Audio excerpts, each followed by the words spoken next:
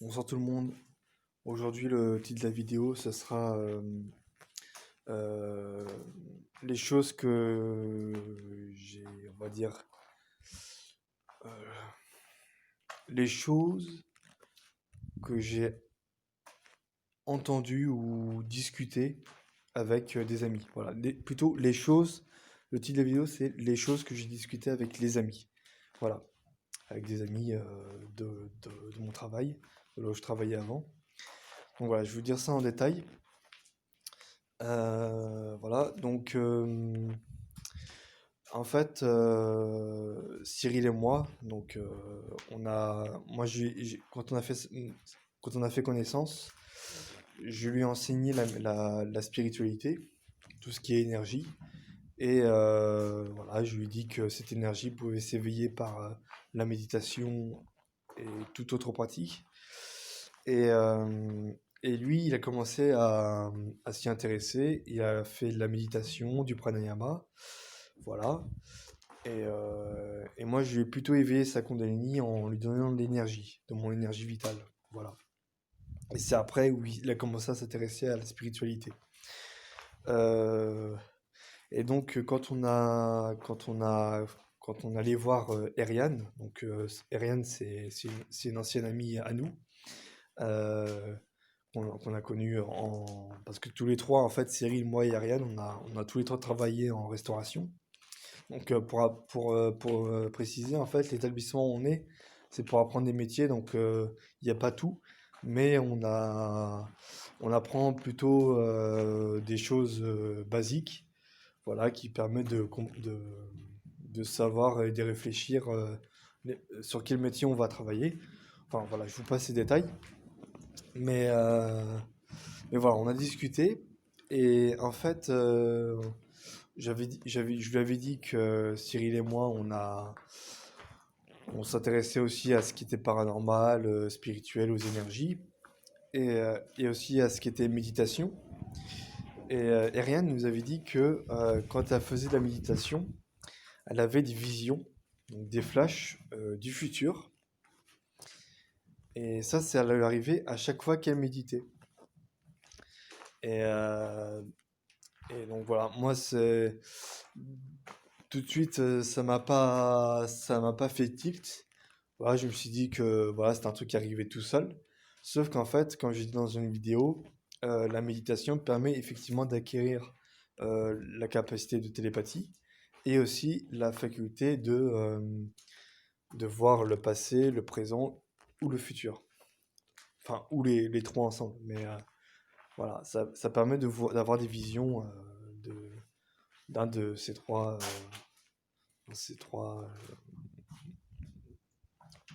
de ces trois choses. Et, euh,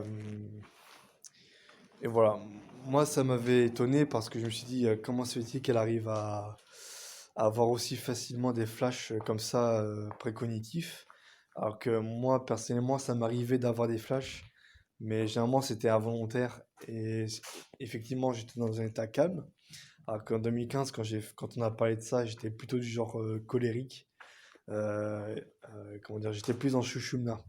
J'étais moins dans Ida parce que ça m'arrivait d'être calme quand même, mais je n'étais pas vraiment calme, loin de là. Ça m'arrivait plus souvent d'être colérique et voilà, j'étais plus dans l'émotionnel. Ça m'arrivait plus d'être dans Pingala ou Shushumna, mais rarement Ida.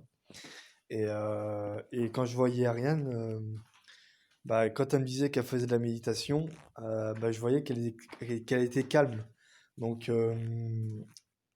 maintenant que j'y pense, maintenant que je connais le phénomène des perceptions extrasensorielles, je commence mieux à comprendre pourquoi elle avait des flashs.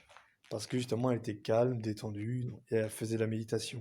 Parce que la méditation, ça facilite le calme et la détente. Voilà. Et, euh, et voilà. Et Cyril, quand on avait fait un... On s'était mis... Je lui avais appris le voyage astral. Et une fois, on s'était dit en fin d'heure de l'après-midi, quand c'était là pour nous de rentrer chez nous, j'avais dit à Cyril, à telle heure, on se rejoint dans l'établissement en voyage astral. Il m'a dit ok. Et donc c'était vers les alentours de 18 h, donc il fallait pas que je rate l'heure. Donc je suis rentré dans ma chambre, je me suis allongé, je me suis relaxé et sorti de mon corps. Et voilà, je me suis transporté vers l'établissement. Et Cyril m'a rejoint, donc je l'ai vu. Et à un moment donné, euh, comment dire? Faut savoir qu'en voyage astral, quand on sort de son corps et qu'on voit d'autres gens qui sortent avec nous en astral, il n'y a pas besoin de parler. Généralement, le langage est télépathique, donc on comprend tout de suite ce que la personne veut ou pense. Donc quand on s'est rejoint, j'ai pensé aller aux toilettes. Donc voilà, je lui ai dit par la pensée, il faut qu'on se téléporte jusqu'aux toilettes. Et effectivement, je l'ai vu dans les toilettes, donc on s'est rendu au même endroit. Et à un moment donné, voilà, on n'est pas resté longtemps. Enfin, moi, pour ma part, je suis pas resté longtemps. Et donc après, je suis retourné dans mon corps. Donc Cyril, quand la semaine d'après, quand on a discuté, Cyril m'a dit, ouais, je t'ai vu, on s'était vu, enfin, je t'ai vu plutôt apparaître avec ton corps astral dans le plan astral, hein, parce que c'est pas le plan physique hein, où il m'a vu, c'était dans le plan astral. Et, euh, et il m'a dit, ouais, quand on était dans les toilettes, je t'ai vu partir, et puis il y avait une ombre noire comment dire, qui t'a suivi et qui est partie après. Je lui ai dit, ah bon? Alors il faut savoir que quand je faisais un voyage astral en 2015, je ne mettais pas de coque psychique, donc de la protection, hein, parce que je tiens à vous dire que avant de faire un voyage astral, il faut toujours mettre sa coque psychique pour éviter des incorporations d'entités malignes ou autres. Voilà, faut toujours avoir cette précaution-là. J'aurais dû vous le dire plus tôt, mais maintenant vous le savez. Donc, pour faire une coque psychique, hein, tout simplement, il faut imaginer que vous avez une bulle qui part de votre pied, enfin, comme un bouclier qui part de votre pied et qui vous remplit, donc qui vous entoure. Donc voilà, donc faut bien visualiser et voilà. Moi, je tiens à vous dire que depuis que j'ai mis ma coque psychique et que je fais des voyages astro, voilà, ça se fait en toute sécurité, il n'y a rien eu de négatif. Donc voilà. Euh, voilà, donc après alors bien avant que Cyril ne connaisse le voyage astral, je lui avais transmis mon énergie Kundalini, donc ça l'a éveillé à son tour sa Kundalini. Et, euh, et après, il a dû faire, je pense, des recherches sur la spiritualité. Et il a commencé à apprendre la méditation. Parce que, en fait, avant que Cyril apprenne la méditation et le pranayama,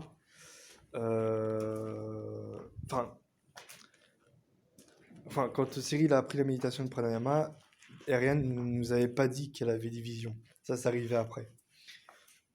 Voilà, donc c'est en fait Cyril, donc au cours de, quand sa Kundalini était éveillée, il a vécu un éveil spirituel, donc il a fait des recherches dans ce domaine et, euh, et il a découvert la méditation et le pranayama. Voilà. Donc moi, depuis le temps que j'ai connu Cyril, je trouvais qu'il était du genre calme, ouais, très très calme même. Donc ça prouve qu'il avait fait de la méditation et que son énergie de Kundalini était dans le Nadi Ida. Donc voilà. Après, il n'était pas que dans le Nadi Ida parce que il était aussi du genre très sportif, il voulait se muscler à fond.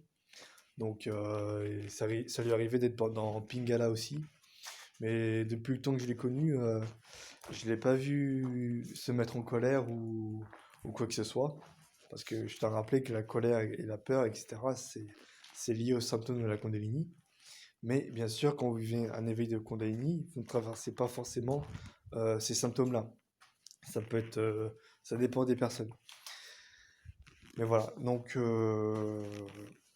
voilà, Cyril, on a partagé des bons trucs. Voilà, Cyril, si tu vois cette vidéo, bah voilà, tu sauras que je parle de toi. Euh, et voilà, et donc, euh, comment dire, euh, que que j'explique justement les, les, les expériences qu'on a pu vivre tous les deux en spiritualité, donc en voyage astral, etc. Voilà. Donc voilà, c'est tout pour cette vidéo. N'hésitez pas à mettre un like et à mettre dans les commentaires ce que vous en pensez. Et sur ce, je vous dis à très bientôt. Et, euh, et voilà, voilà, c'est tout. Salut!